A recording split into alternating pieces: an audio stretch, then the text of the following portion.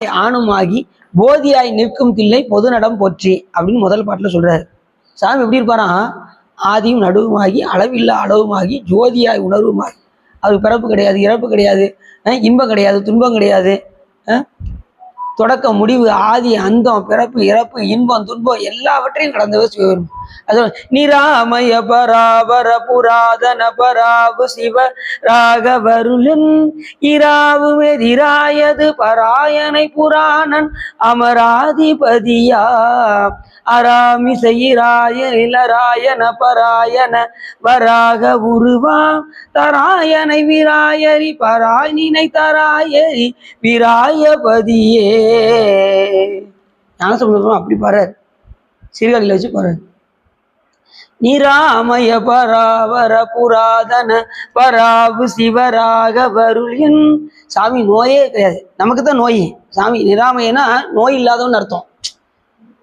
நிராமய பராபர புராதனா ரொம்ப பழமையானு அர்த்தம். சாமி புதுமைக்கும் புதுமை, பழமைக்கும் பழமை. அவன் பராபு சிவன். அவன் எப்படிப்பட்டவனா எல்லாவற்றையும் கடந்தவர்.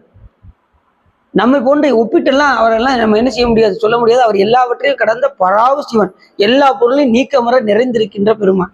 ஞானசம்பந்த பெருமான் அந்த பாட்டுல அப்படி சொல்றாரு, பார்த்துக்கோங்க. சுரருலகு நரகள் வயல் தரணி தளம் முரணி, அந்த பாட்டு இருக்கு பார்த்தீங்கன்னா, அதுல சொல்றாரு நிராமய பராபர புராதன பராபு சிவ ராகவருள்யன் இராவுமெதிராயது பராயினை புராணன் அமராதிபதியா.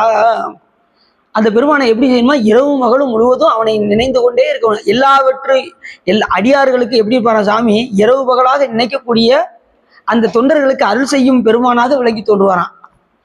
இராவுமெதிராயது பராணனை புராணன் அமராதிபதியாம். அவன் தேவர்களுக்கெல்லாம் தலைவனாக விளங்கக்கூடியவன், அமராதிபதி, அமரர்களுக்கெல்லாம் தலைவன். ஞானசம்பந்தம் அப்படி சொல்றாரு அந்த பாட்டுல.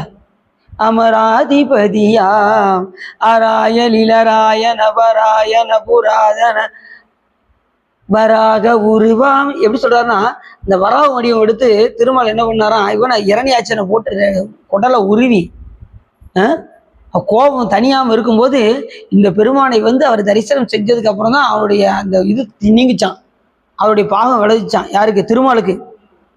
அதை சொல்றாரு இந்த பாட்டுல. பூந்தராயின்னு பேரு. இந்த இதில் சொல்லும்போது சீர்காழியில் உள்ள 12 திருப்பெருகளை ஒன்று பூந்தராயின்னு பேர். அதை வச்சு இந்த பதியத்தை பாடியிருக்காரு நமது ஞானசம்பந்த பெருமான். இந்த பாட்டை வீட்டில் போய் எடுத்து பாருங்க.